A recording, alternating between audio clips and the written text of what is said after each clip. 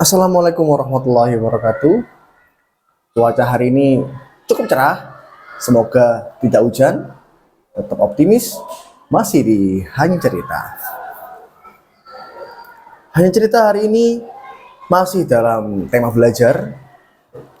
Kita akan belajar tentang sebuah pendekatan yang terbilang baru, yaitu termasuk pendekatan postmodern, di mana pendekatan ini sangat relate dengan kriteria siswa atau konseli abad 21. Namanya solution focus therapy atau biasanya disebut solution focus brief counseling atau SFBC gitu ya. Yang membedakan antara pendekatan ini dengan pendekatan sebelumnya, kalau pendekatan ini itu berfokus pada solusi. Sedangkan beberapa pendekatan yang lain itu fokus pada masalahnya. Jadi kalau problem fokus, pendekatan yang problem fokus itu konseli menceritakan masalah-masalahnya, kemudian penggalian yang mendalam tentang akar dari masalahnya. Sedangkan SFBC ini yang merupakan solution fokus itu mereka ranahnya ke masa depan. Kemudian memperdayakan potensinya konseli, kemudian proaktif terhadap solusi dan lebih melangkah ke depan. Cukup menarik. Ini sangat relate dan sesuai dengan siswa atau konseli di Indonesia terutama yang mungkin mempunyai beberapa kriteria. Yang pertama, mereka itu pragmatis ya, pragmatis dan pengen cepat selesai seperti itu. Kemudian solusinya nyata. Itu juga berdasarkan budaya dan juga fokus keluarganya. Mereka itu cenderung malu untuk menceritakan masalah ataupun kelemahan-kelemahan yang mereka miliki. Sehingga ketika kita menggunakan SFBC ini atau Solution Focus Brief Counseling ini, kita cenderung untuk fokus pada kekuatan konseli, bukan kelemahan-kelemahan dan masalah-masalahnya. Loh, relate kan ya? Kemudian solusinya datang dari konseli tersebut. Nah, kadang-kadang sebagai seorang konselor kita itu berambisi gitu ya, tanpa sadar berambisi untuk menyelesaikan secara tuntas permasalahan yang dihadapi oleh konseli. Kita cenderung ingin menjadi Superman seperti itu. Semua masalahnya oke, kita coba bantu. Gitu. Tapi sebenarnya nggak masalah. Kita nggak masalah. Kita selesaikan dulu permukaannya. Kita selesaikan dulu permukaannya. Jika permukaannya sudah selesai, kita bisa lanjut ke sesi berikutnya untuk menyelesaikan permasalahan yang lebih dalam. Sehingga konseli secara nyata mendapatkan dampak di awal sesi seperti itu. Jadi kita nggak apa-apa, kita fokus ke permukaannya dulu, kemudian kita bisa beralih ke masalah yang lebih dalam bila mana konseli masih membutuhkan layanan lagi. Jadi ini nyata sekali. Kemudian ada tiga bahan utama. Ada tiga bahan utama ketika kita akan melaksanakan yang namanya solution focus therapy atau solution focus brief counseling ini. Namanya konseling singkat berfokus solusi gitu ya. Ada tiga bahan utama. Yang pertama, apa kekhawatirannya? Yang pertama, apa kekhawatirannya? Kita coba cek visinya, misinya, kemudian motivasinya, kemudian kekuatan-kekuatannya, dan kemudian keyakinan solusinya. Kita coba cek. Ya, kita coba cek apa kekhawatiran yang sebenarnya dia alami seperti itu. Kemudian nggak perlu terlalu dalam ke arah masalahnya, langsung beralih ke bahan yang kedua, yaitu konstruksi bersama. Kita refleksi, kita cek lagi apa yang sudah dia lakukan, kemudian bagaimana dampaknya segala macam, sehingga bisa fokus kepada yang ketiga, yaitu bahan yang ketiga, kita menggunakan teknik pertanyaan. Yang ketiga ya, apa kekhawatirannya, kemudian kita konstruksi bersama. Kemudian yang ketiga, teknik pertanyaannya. Wow. Itu ada tiga bahan utama untuk ini solution focus brief counseling. Kemudian apa yang sebenarnya ada di dalam teknik pendekatan konseling SFBC ini. Tadi kita bahas ada yang namanya teknik pertanyaan. Ternyata pertanyaan-pertanyaannya sangat menarik. Dan bahkan saya bilang pertanyaan ini benar-benar berdampak. Yang pertama ada yang namanya miracle question atau pertanyaan ajaib. Dilihat dari namanya saja ini benar-benar ajaib.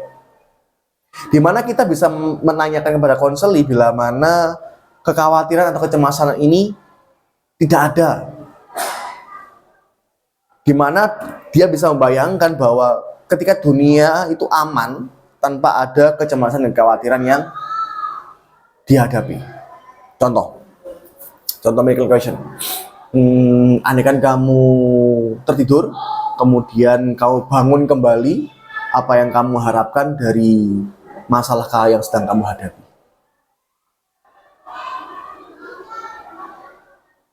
Kemudian ada lagi itu, andaikan kamu menemukan sebuah lampu ajaib milik Aladin, di mana kamu boleh menyebutkan sebuah permintaan apa yang akan kamu minta sesuai dengan masalah yang kamu hadapi. Ajaib banget kan pertanyaannya, sehingga konseling menemukan harapan.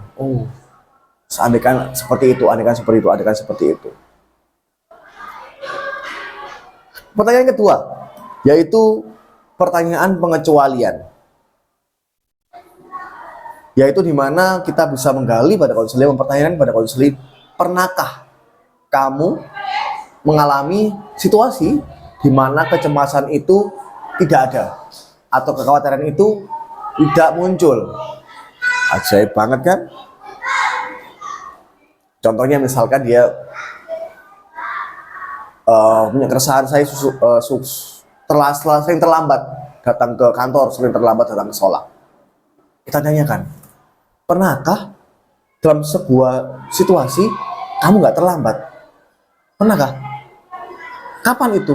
Bagaimana caranya? Bagaimana rasanya? Kok bisa? Ya, itu. Kita coba pertanyakan pengecualian. Kemudian pertanyaan yang ketiga yaitu scaling atau pakai skala. Kita pakai rentan. 0 sampai 10, 0 sampai 100. Itu bisa membuat dia sadar, oh ternyata saya di posisi ini. Contohnya dari 0 sampai 10, seberapa kamu cemas saat ini? 0 sampai 10, berapa, di posisi berapa kamu sekarang dalam keadaan sedih? Dari 0 sampai 10, bagaimana di posisi mana kamu sekarang dalam keadaan terpuruk atau mungkin dalam keadaan merana, dalam keadaan kesepian? Kita bisa scaling.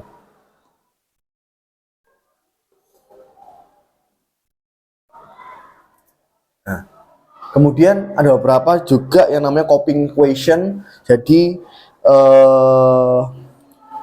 Jadi kita bisa mengolah gitu ya. Kita bisa mengolah stresnya, kita bisa mengolah kecemasannya dalam beberapa sesi pertanyaan dengan mungkin menggunakan how, dengan menggunakan apa, bagaimana caranya. Coba kita mungkin bisa menggunakan analisis SWOT seperti itu, sehingga siswa konseling bisa manajemen situasi atau solusi yang dia dapatkan. Keren banget kan? Keren banget.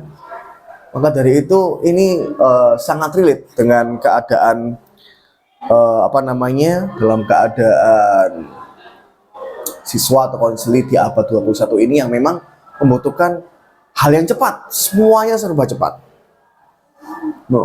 Ketika kita menggunakan solution focus brief counseling ini atau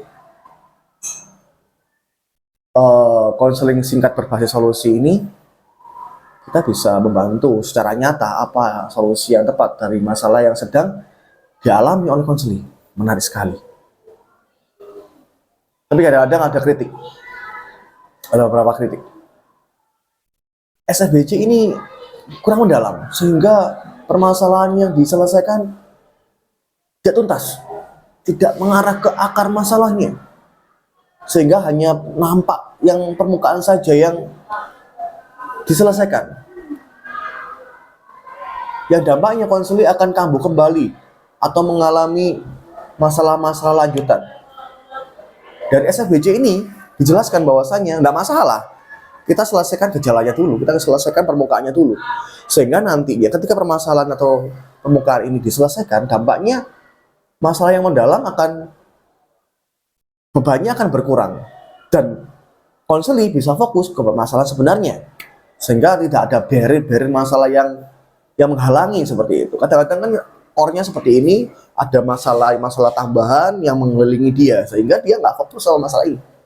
Kita bantu saja permasalahannya dulu menggunakan konseling singkat dan fokus solusi ini. Tentunya ketika core-nya nanti atau masalah intinya tidak berhasil atau berbahaya atau mungkin membutuhkan pendekatan konvensional yang lain, kita bisa beralih ke pendekatan yang lain. Namun SFBC ini memang diperuntukkan untuk konseling yang sudah siap untuk sembuh, sudah siap untuk berubah seperti itu. Jadi memang tidak diperuntukkan untuk permasalahan-permasalahan yang pelik, permasalahan-permasalahan yang beresiko, permasalahan yang